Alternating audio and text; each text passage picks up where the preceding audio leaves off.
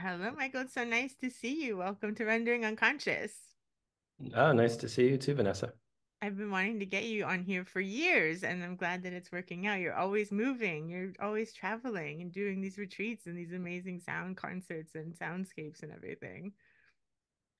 Yeah. Well, I guess when we met, I was in full nomad mode. I didn't have a home at all, so I was completely nomadic. But now at least I have a home base in Italy, where I am most of the year, but still in the off-season travel. And right now I'm in Ibiza, actually, at a place called Casa Solara, spending a month here with my partner. So So tell me all about this. Tell me about these retreats and retreat centers. sure. So this place we're at, they do all sorts of yoga, yoga meditation type retreats during the busy season in Ibiza. And during the off season, so we're recording this in March, they just rent out the rooms, the bedrooms, and then you can use this beautiful music room I'm in. So one of the co-founders of this space is a percussionist, this guy named Trace. So this is a cool hub for musicians on the island come here and meet, and we do jam sessions and kirtans, and there'll be a gong bath here this week. But yeah, we're here just connecting with the community. We came here in the off season last year at this time and met a lot of really magical people. So we wanted to just continue that connection. And my partner and I are actually doing a workshop on Monday, the 31st here in Ibiza for a project we have called Listening Bodies, which is deep listening, which I'm sure we'll talk about in a bit. So it's this music meditation practice that I teach along with her work as a qigong and dance choreographer. And we've created this workshop called Listening Bodies. So that's the kind of main project we're doing here during this period. Okay, well, that sounds amazing. And next year, when you go there off season, can you please let me know so that I can come Yes. off season too? Because Sweden is dark and cold, and I want to go to Ibiza. Yes. Please do come. Yeah. That would be amazing. Yeah. So let's talk about how we met because we were just talking before. We met at Yeah. the Rubin Museum, and the Rubin Museum has now closed or is closing. Yeah. Yeah, it's very sad. I mean, it was a beautiful space and we met there, when was that? 2016, I think. Yeah, it And was a while ago. yeah, we met in a very unique circumstance. It was this project you were involved in called the Dream Over, which you can describe more. But um, basically, I applied for it because I was, practicing lucid dreaming and listening in dreams practice through Ion's work in deep listening. So I was really drawn to this idea of a dream over of collective dreaming of all, sleeping together in the Rubin. And everyone, you basically applied, kind of talked about your practice, and they let you in and basically assigned you a piece of artwork to sleep in front of. So some people slept in front of like a Buddhist relic, others something a little more modern. And mine, I was actually sleeping at a video loop, like an installation of a video of the feet of Bahubali, this Jain saint, who had the gigantic red statue, and devotees pour, I believe, milk and water and different liquids down, and it runs down this humongous statue, and then the people wait at the bottom of the feet. So I was sleeping in front of this loop of it, and I knew part of the practice was that as we're falling asleep, we were to be read a bedtime story. And so that was my first hearing of your voice. I don't think we actually met in person, but I heard this, sweet, soothing voice of your voice reading me a bedtime story about Bahubali. So that was the first time I heard your voice, and then we kind of connected the next day. There was really great talks you did with a Tibetan Lama, kind of bridging Western and Eastern dream practices. And then we had sort of sharing circles the next day to talk about our shared dream practice, and that's where we connected. Yeah, it's so fun to hear about it from the other side because I haven't talked to any participant like on the podcast or afterwards. So it's fun to hear about what it was like to come into the dream over from the person participating's point of view. Because I'm of course on the other side, like helping organize, and that's always much more stressful and less relaxing. But the Dream Over was such a fabulous event, and it was I actually learned, so I guess it was in 2016 was probably the last one I did because I left New York in 2017. And I had done it like, I don't know, 6 or 7 years, a while. Mhm. And and I didn't know at the time, but the very first one I did was the very first Dream Over, and I didn't realize that. But when I was getting ready to move out of New York, Dawn Eshelman wanted to have tea with me, and she was like the main organizer of events at the Rubin Museum. So I met her at the Rubin to have like tea and just chat. And she had told me that that was kind of her main idea when she came to become the events coordinator there, is that she wanted to do this event that was the Dream Over. And it was like her vision. And I didn't realize that at the time. And then the Rubens themselves were really big patrons of psychoanalysis. They'd been through psychoanalysis and they supported the Psychoanalytic Institute that I went to in New York. And so when she had this idea to have this Dream Over, they made the connection with the institute to bring like candidates, like psychoanalytic students, basically in to help be these like kind of dream processors and run these like groups that we ran after the event when everyone woke up in the morning. And I started doing that, and then over time, I guess because I think I was the only one that did it every single year. Over time, I ended up taking it over and kind of running it myself the last few years. So yeah, it was really amazing. And we would, as like the dream gatherers, we called ourselves, we would all sleep in the auditorium, which was where we had like the group meditation with the Lama and did the talk about dream work. And we would all sleep there as like a great sleepover party with all these like psychoanalytic kind of students. And by the time I was bringing people in, like I would just also bring my artist friends and things and like magical people too. Mhm. So I have a bunch of different kinds of point of view, not just psychoanalysts. Mhm. Yeah, and it was so fun. And you were on my floor and in my group. And yeah, and I was just like, when you were talking, I was like, who's this person? He's interesting. Like little had a little bit something more than others were talking about. It's like definitely someone who's already been practicing and thinking about these things ahead of time. Yeah. Well, I was also, I think, as I said that day, I'd also done a number of dream concerts where I'm playing overnight. And then you invited me to come to your space, and then we did a dream concert with, yeah, I guess it was mostly your psychoanalyst friends. I forget who was there, Yeah, we but did it in my office. yeah, That was really fun. yeah, yeah, Yeah, that I was love cool. that.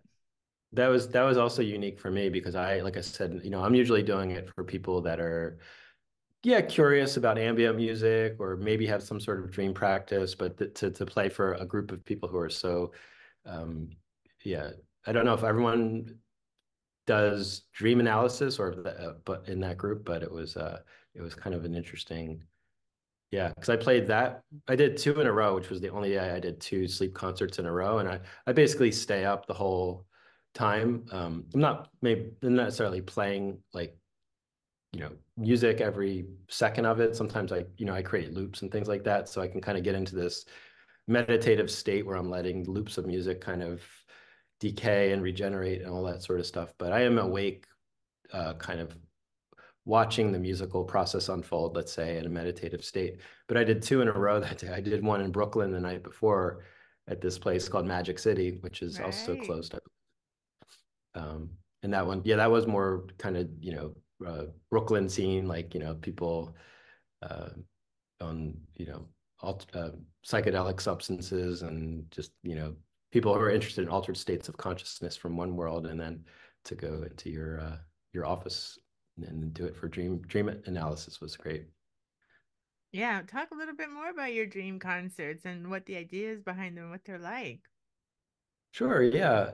Well, I'm not the first to do this. There's Terry Reiley, actually, my sort of namesake, is said to have done some of the first ones in San Francisco, and in Philadelphia, where I'm from, in the 60s. And he would do similar concept, playing music at night while people sleep. And the idea is that you create a, a bed of sound for people to interact with their conscious and unconscious ear.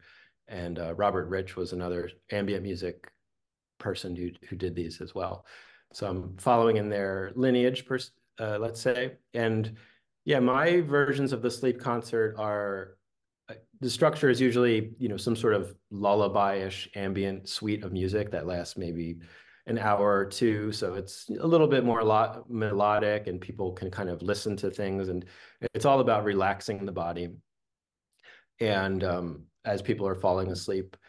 And so that's the sort of first phase of it. And then the most of the rest of it, so let's say the next 6 hours or so, 5 or 6 hours, is about the liminal state. So oftentimes people are obviously asleep and dreaming, but sometimes they're awake. Sometimes I notice people are sitting up and meditating or, walking around getting tea or a little more restless. So I kind of modulate what I'm playing, and it's all improvised what I'm doing. I'm creating it all in the moment, usually on kind of keyboards and hang pans and flutes and whatever instruments I can bring to the event, with the idea of creating a soundtrack for the subconscious ear to listen to. Hearing is something that we're doing 24 hours a day, even when we're in deep sleep. Our eardrums are still vibrating with sound, our bodies are still receiving vibrations. So this idea of creating a soundtrack for dreaming, and like with the Dream Over events, the idea of a collective dream space is really beautiful and really, a lot of cultures do that. We in the West tend to consider dreaming a sort of private, solitary practice. Maybe you talk about it with your partner, but places like Aboriginal culture in Australia, they practice collective dreaming, and they consider, it's a very important place of learning and sharing and community, visiting this dream space together. So yeah, that part is let's say, the middle part of the concert, and I often try to modulate the sound so at points it's barely audible.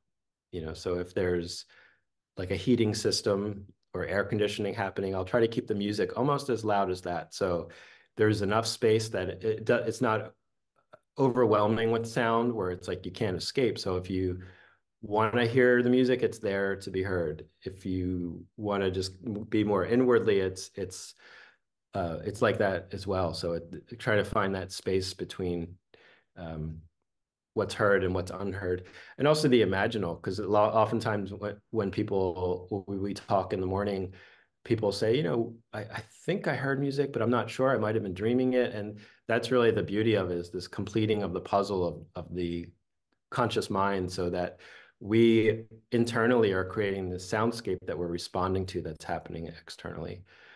And then towards the end of the concert, let's say getting close to dawn, I'll make the music a little more active and kind of create like a lullaby, not lullaby, but like a very soft alarm clock, let's say. So if there's a piano there, maybe I'll start playing more of the piano, kind of gently bringing people back into waking consciousness. And then hopefully, if time and space allows, we have a discussion group. So we discuss what happened, what the experience is like, and sort of close the ritual that way and have some breakfast together, usually.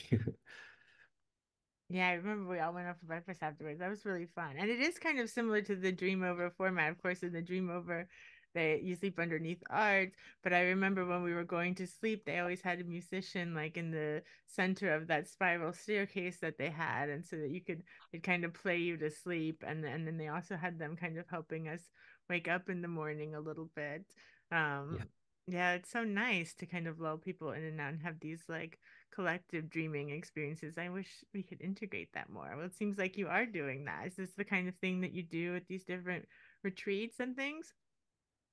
Sometimes, yeah. Sometimes it's dream over. Sometimes, like, I'll be doing one in Tuscany that near where I live. That's more about psychedelic experience. So that's not dream over, but it's similar. It's a long form concert for people um, on psilocybin, therapeutic psilocybin, let's say.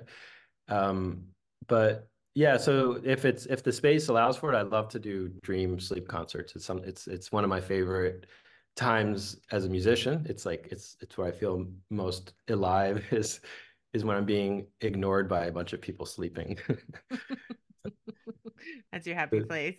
Yeah, exactly. A lot of musicians are like, "Oh my God, I put the audience to sleep," but I actually want to put the audience to sleep. I love it. So that's wonderful. So you're doing these kind of more psychedelic retreats in Italy. Yes. Well, tell us more about that if you can. Can you? Well, yeah, as soon as I said it, I This is not realized live. I can always edit. no, there's no need to edit. I would say we're not really advertising for it. There is a website for it, and we can put it in the show notes. It's no, it's totally open to the public, but we just had the organizers of it asked myself and the others involved to be a little bit careful with spreading it. But yeah, where we live in Italy most of the year is near a place called Asha, which is the Alchemy School of Healing Arts. And Oh, it's an international community, and it's founded by a couple who do breath work, and that's primarily the work that they do at their retreat center. And they've opened up this intentional community, let's say, that's in the beginning stages of forming. They opened it also during COVID, so um, it's about 30 people or so that live there full time, all separate. We all live in our own sort of houses, but many of us come together at this retreat center to work, offering the things they do. I do music and you know, sound baths, things like that, DJing occasionally. And this psychedelic retreat is not happening there, but it's happening at a space very close to there. oh, cool. Well, Yeah. sign me up. Yes, please come down. Yeah, I think you guys would love it. That would be amazing. And how did you connect with this place?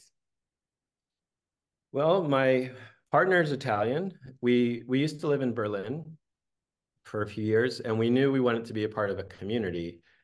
And we didn't know exactly what that meant, but we were kind of drawn to this idea of community living and yeah, sharing things together as a group and figuring out like a sort of post, you know, guess post-capitalist, post like being an isolated unit of consumption model. I don't think we were ever thinking that we would live on like in like a commune house or anything where it's like completely communal, but at least finding a community of like-minded people that we can share practices with, that we can share, get inspired with each other. So we knew we wanted to go to Italy because that's where she's from, and she wanted to return back to Italy. So we spent maybe about a year kind of investigating different projects that were happening. Some were very, very small, like just starting. Others were bigger, like places like Damanhur, which has been around for 30 years and has like a sort of very structure of how to enter that community space. And we found this place, Asha, I was drawn to the fact that it was somewhat international. I love Italians. I love Italian culture, but I just felt like I would like to be in a place that has more than just Italians, just to kind of get a different feel for, yeah, just different cultures. So the place where we found is Dutch and English, German, yeah, Russian, a couple of different places from around Europe, a couple of Americans too. So we've been there about 2.5 years now, and yeah, we love it. You know, it's a cool community, and it's a cool project that's, even though it's been around for about 4 years, it's still somehow in the beginning stages and is still being formed. And we're sort of having a hand in shaping that project just to, you know, propose ideas and collaborate with the founders of this retreat center and community. That's so wonderful. Those people that live there full time, and then other people come in for retreats, and you yeah Yes. set the scene for them. Exactly. Yeah, the winters are pretty quiet there, but in the summer, a lot of people come. They have 8 um, retreats this summer, and that brings a lot of people come in. They maybe stay for the season, renting. There's a nearby village near the retreat center, so people rent there. Or they stay on the land of Asha, which has tents and cottages and places to host the people going on retreat. Oh, I love this. I think alternative living communities are so important, and so that's so fabulous to hear that there are ones thriving around. Yeah. I'm definitely an off-season person. I love traveling in the off-season when everything's quiet. Hmm. Mhm. So that sounds really fun. And then you're also doing these things on Fridays that are online, right? Where you're offering like meditative spaces online. Yeah, yeah, that's a project that I've been doing about almost 3 years now. It's called Sound Sangha, which also started during the pandemic. And it's a continuation of my work in deep listening, which I mentioned earlier, which is a school of let's say, meditation, music, dream work, and body work. That was founded by Pauline Oliveros and her collaborators in the 90s. So I'm a teacher there at the Center for Deep Listening as for an online certification program for people to learn more about deep listening. And I just created this as like a weekly extension of that. So kind of combining deep listening and then my work in mindfulness. And it's a weekly free session where anyone can join. And we basically investigate, how do we work with mindfulness of sound? How do we work with mindfulness of silence, of music, sound healing, anything that's sonic? Because there's many different gateways into the practices of mindfulness, and this is just my life, and my passion is sound and music. So I've been combining different things, everything from like sacred sound practice, like mantra and chanting, to almost like music appreciation. Every few weeks, we'll listen to a piece of music meditatively, like we listen to John Coltrane, A Love Supreme, as a meditation. I just listened to the full album as a group and then had a discussion afterwards about how it made us feel. So yeah, that's happening every week, and I'm really, it nourishes me so much, the community of Sound Sangha, all the people that come, and we have yeah, I do kind of give a 10-minute talk about a topic, and then we do 20 minutes of meditation, and then usually about a half hour of discussion about the topic, which is often my favorite part, is the discussion. That's so wonderful. And it's nice that you have all these kind of different ways of practicing your work, both like online and in groups and with your partner. And it sounds like you get like a lot of different ways of approaching a similar kind of state. Yeah. Yeah, It's I so often nice. talk about it, well, I know the subject of this podcast is consciousness, but I often think of the sort of ocean of consciousness, and there's different rivers to get to it.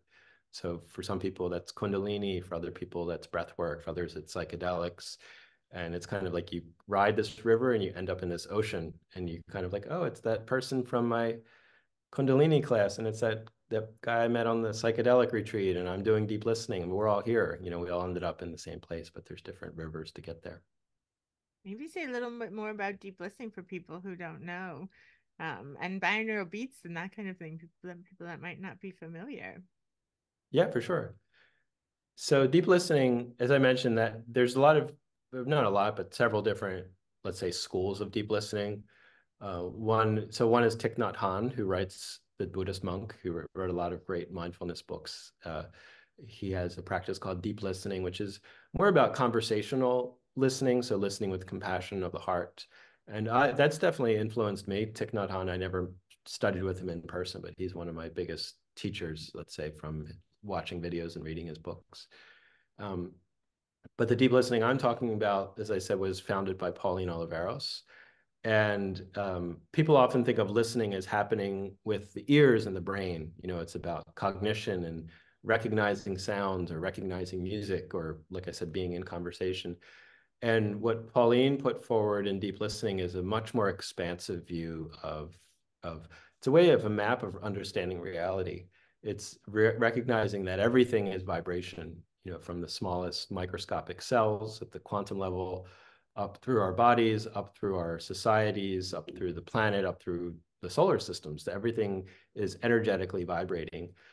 And deep listening has three main modalities, one of which is sound, and that's the main gateway of understanding the world.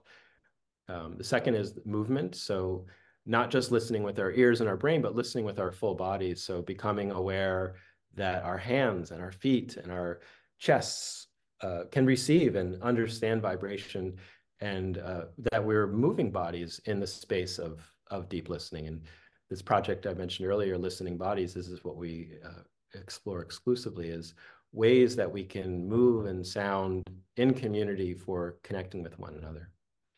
And then the third modality is dreaming, which was created by Pauline's partner, Ione, who's, if you don't know Ione, I'll send you some links from her stuff. She's in upstate New York in Kingston, and she does these dream festivals as well.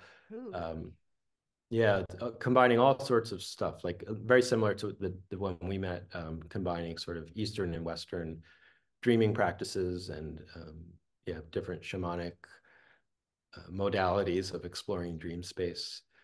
And deep listening in dreams is this idea that we can listen in our dreams. And, you know, as you probably know, most of our dreams seem like they're mostly visual, but there are components that we can train ourselves to listen deeper in our dreams and to listen to vibration and listen to the resonances of emotion and even music in our dreams.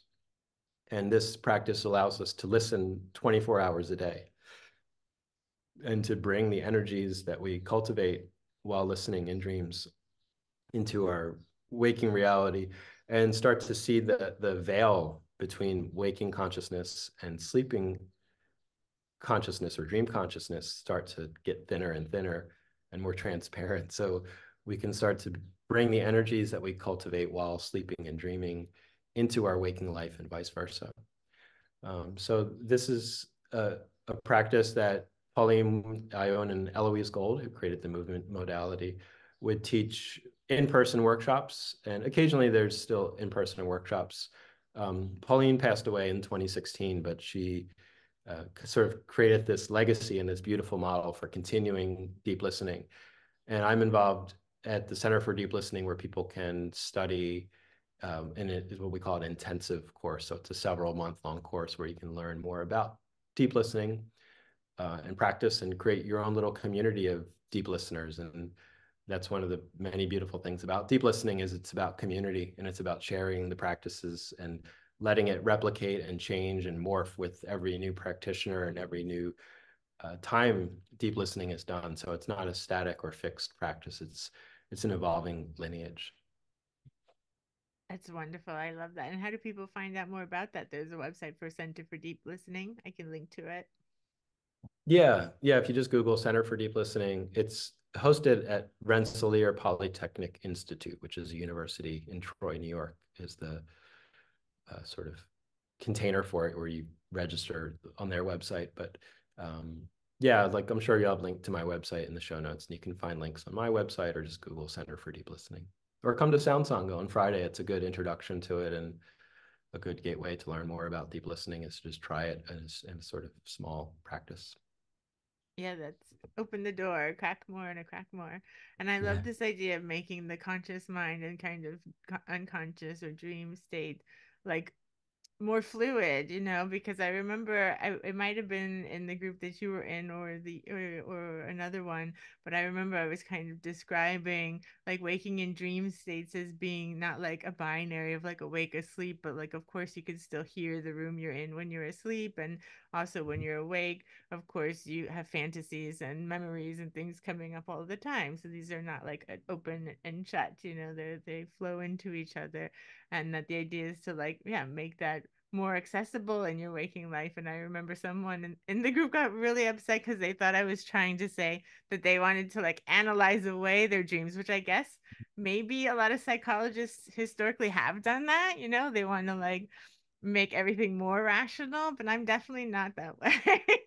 Mhm. I want to make everything more surreal so that your day-to-day life, yeah, becomes more dreamlike, Oh, rather yeah. than the other way around. We don't want to rationalize away the dream state. Yeah, no, I definitely think we need more of that in our world, welcoming that dreamlike quality to our waking lives. And I And had I do, this one, oh, I'm sorry, go ahead. well, I was going to say, I do get it in a certain way that the veil is sometimes important. And I go through phases in my life where I I go through phases where I don't want the veil there, and I do want my waking self and sleeping self to my dream self to know each other and to trade ideas back and forth and work on things together and collaborate.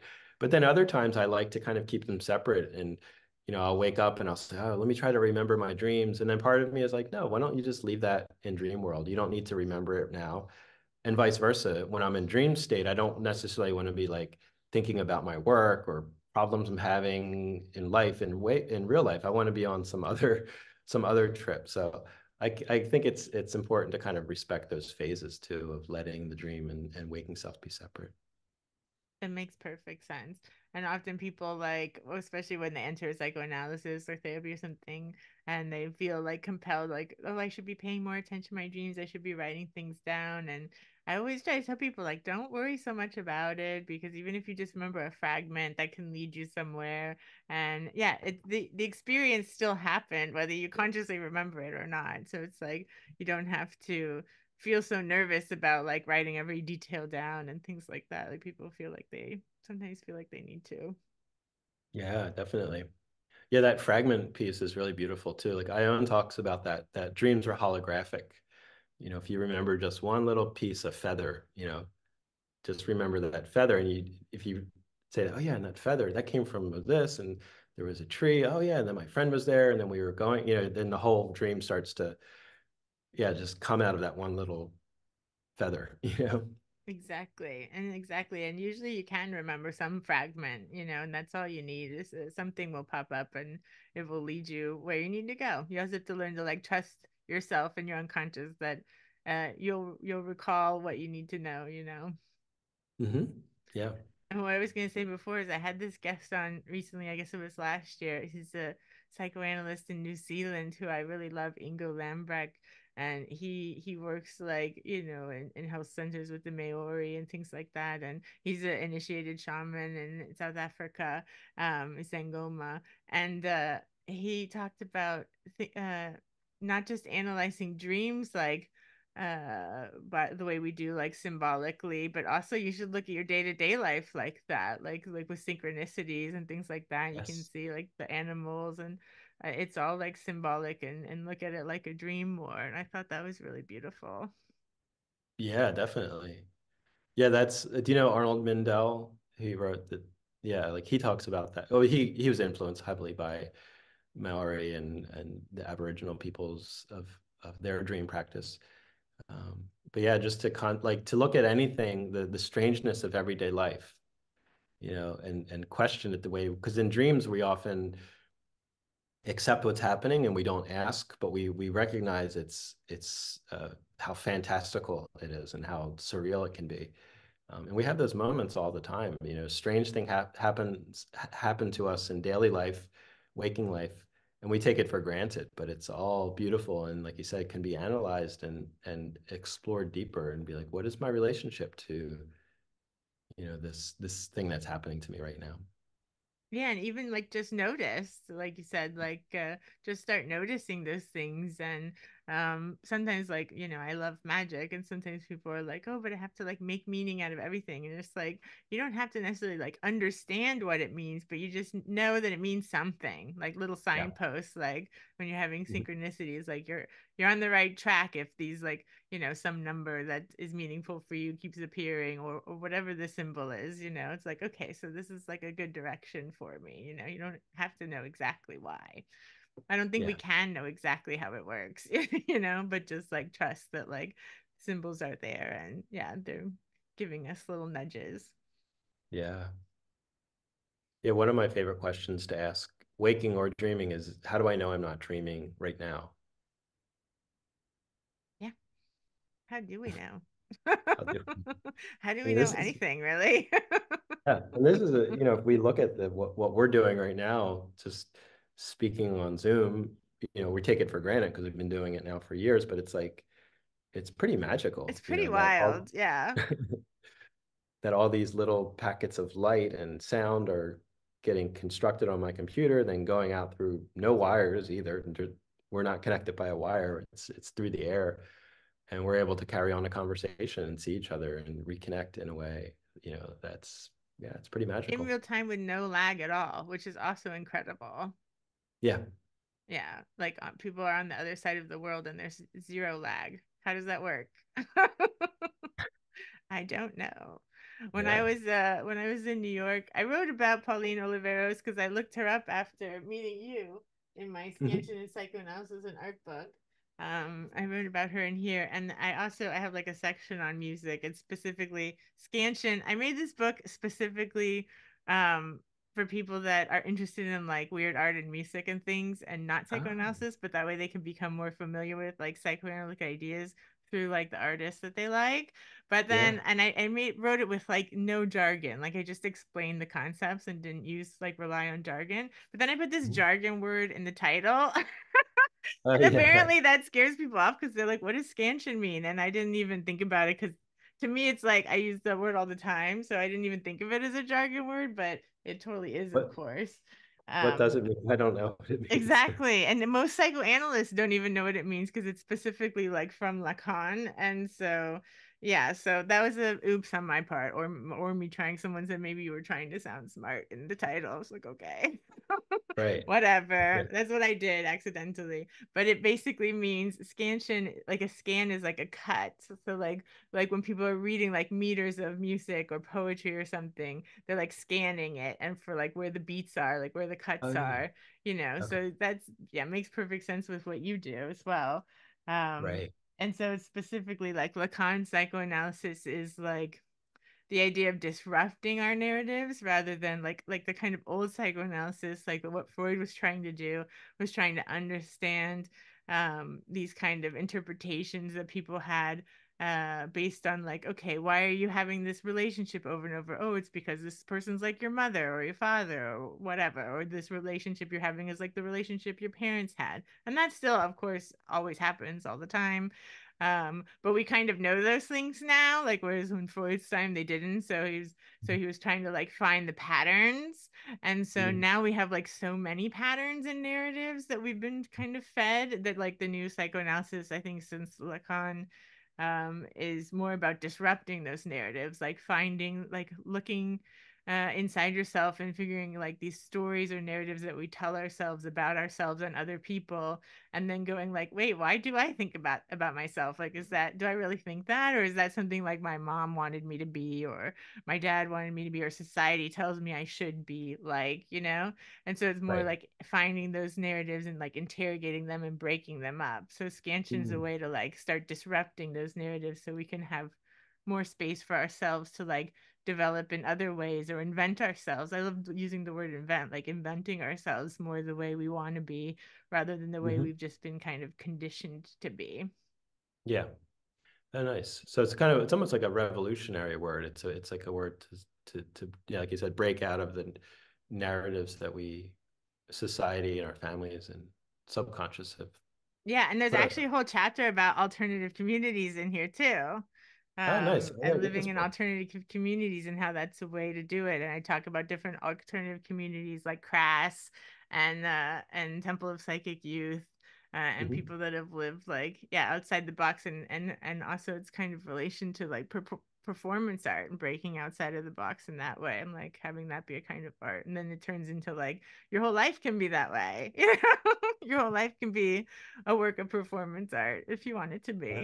And then you can Yeah. really break out of lots of narratives. Yeah, definitely. Nice. Yeah, that's the goal.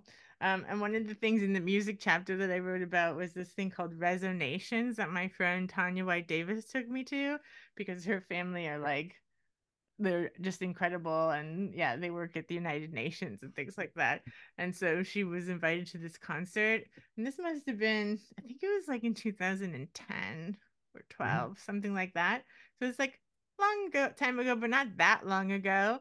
And they had this thing, this was like huge at the time, where they had like musicians playing in the United Nations, and they were playing at the same time as musicians like in Korea and China and Ireland and like Australia or something, like all different places around the globe. But they were Mhm. playing a concert together, like in real time. And that was like Yeah. a huge big deal at the time. Oh And now yeah. it's like, Actually, meh.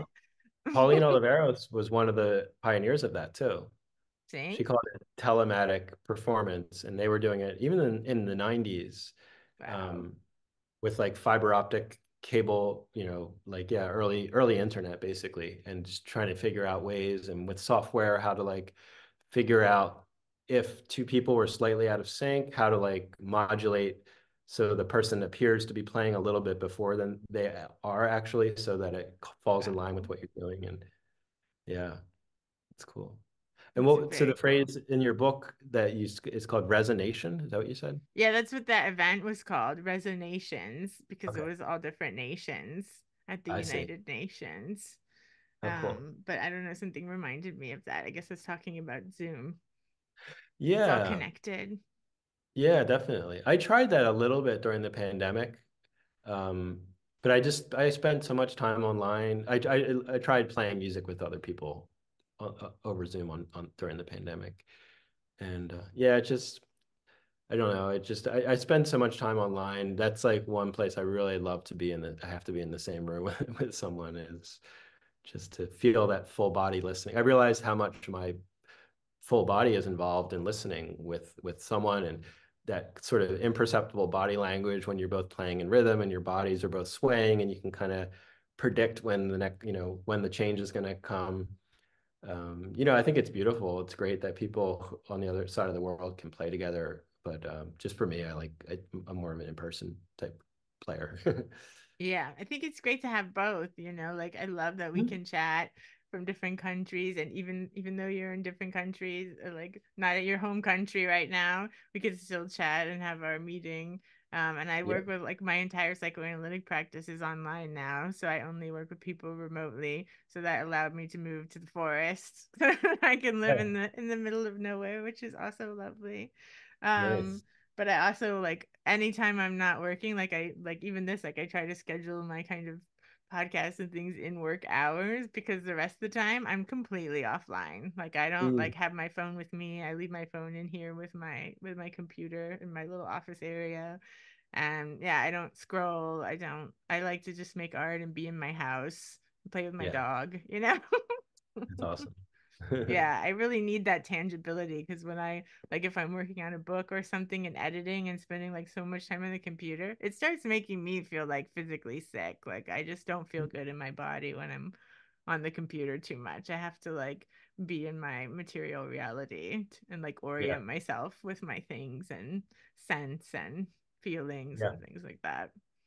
Yeah. No, I think because we're kind of around the same age, I think. But it's like we're in that generation that like kind of knew life before the digital world. Exactly. And we can use it when we need to, but we can also kind of let it go, So Yeah, we're we're in that. not like attached where we have to be checking the phone. Well, I can forget about the phone. Yeah.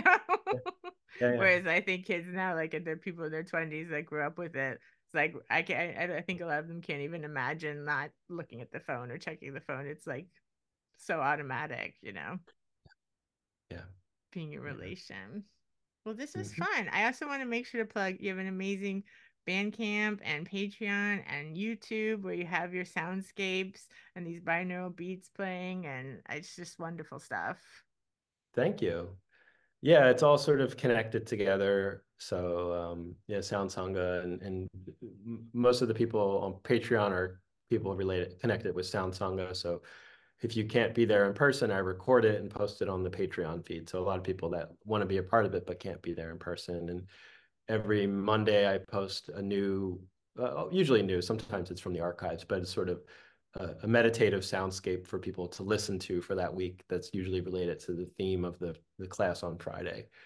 Um, so yeah, Oh, that's what very I'm up cool. I think I to. was on your Patreon, and then I switched and we went to my husband's email account.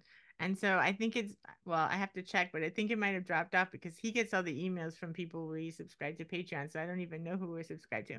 But if we're not, I'm jumping back on because I remember Oh, really enjoying those meditations and now I'm missing them. thank you. And you guys have a Patreon too, right? Or you do? Oh yeah. I'm super Okay. into Patreon now, honestly, because Meta hates me and my art, so like my social media posts go like nowhere. Yeah. Um Yeah, and me too. yeah, they just hate me. And Well, but we've they started, know like, they recognize when you should be buying, or they think you should be buying ads. right. You get to a And then certain, they if you're suppress constantly you. sharing, yeah, if you're constantly Yeah. sharing content, whether it's art or music or podcasts, they're like, okay, we'll buy some ads from us if you want to share this. Otherwise, we're not going to show anybody.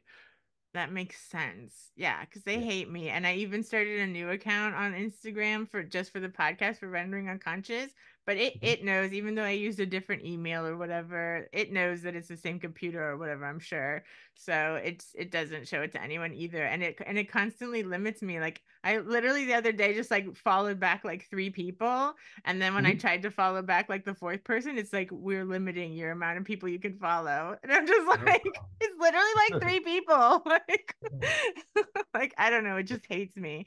So I'm kind of given up on that. I just post things what randomly, but we Yeah. started like a Discord through our Patreon, and that's been like so much fun because it's basically all people that like the same kind of stuff, like weird art and Yeah. music and stuff like that, and psychoanalysis. But there's not really a lot of people from the psychoanalytic community there. It's just mostly like artists and musicians.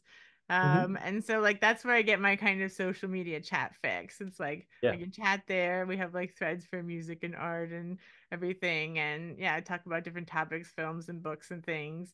Yeah, and talk to people there about yeah, people that are like-minded, and you don't get any ads or Right. yeah, have to see any horrible things like people beating up animals or whatever crazy crap comes through feeds sometimes. Yeah. Yeah.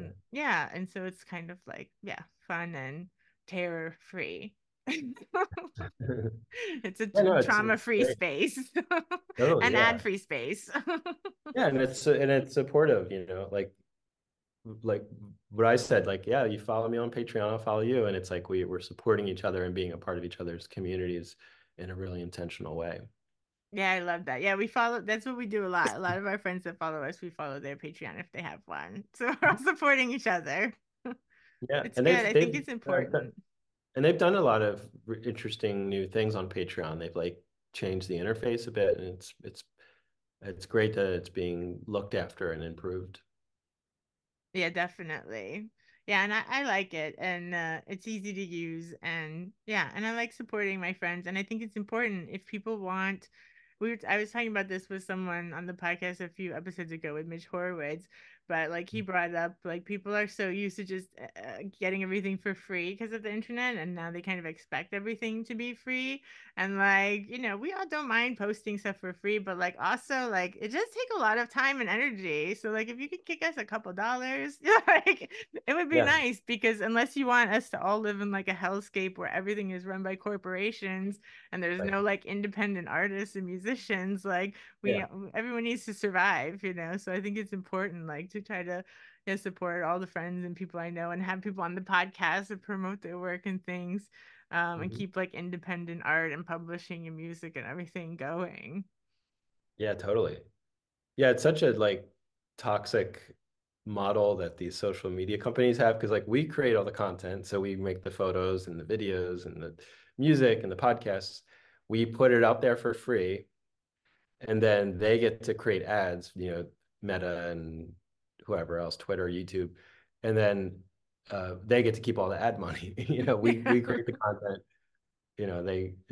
All they do, I guess, is they have a network where they spread it to other people, but still, it's like, yeah, it's not. Doesn't come to us. No. So yeah, yay Patreon. Yeah, so we all need to support each other, and please join our Patreons. Thank you. Thank you. And hang out and do soundscapes. What's it called? Sound Samba? Sound Sangha. It's like the Sound poly Sangha, of for course. community. That's Yeah, my Sangha. Miami brain coming out. Samba? Sound Samba sounds great. I get the congos behind me going. Yeah, go to Sound Sangha and yeah, come to my Discord and it will be fun. You'll have Yeah, you have a more fulfilling online life. That's totally. the moral of this podcast. Yes, and for you and I to meet in person soon in either Scandinavia or Italy or somewhere. Yeah, that'll be fun. I'll send you, you're probably super busy in the summer, but I'll send you the info anyway for this little retreat we're thinking about having. Just Please in case, do. just in Yeah. case.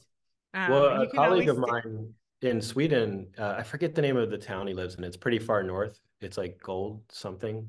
mm, He's a deep listening teacher too, and he's hosting a retreat basically every July. So I've been trying to make it up there. Maybe this July I can come up and visit you too while I'm up there. very cool. Yeah, if you're here anyway, definitely come and visit us. Yeah. You always have a place to stay, and it's a magical house. Our house is, like I told you, it's 300 years old, and it's Yeah. just super magical place. Nice. I love it. And yeah, and I want to come to Italy and hang out and do meditative retreats. Awesome. Perfect. And go to Ibiza. So please let me know when you go there again. Okay, well. Okay, deal. All right. Well, so nice chatting with you. You too. Thanks for having me on, Vanessa. This is And a we'll great be show. in touch. Yep. Bye. Bye-bye.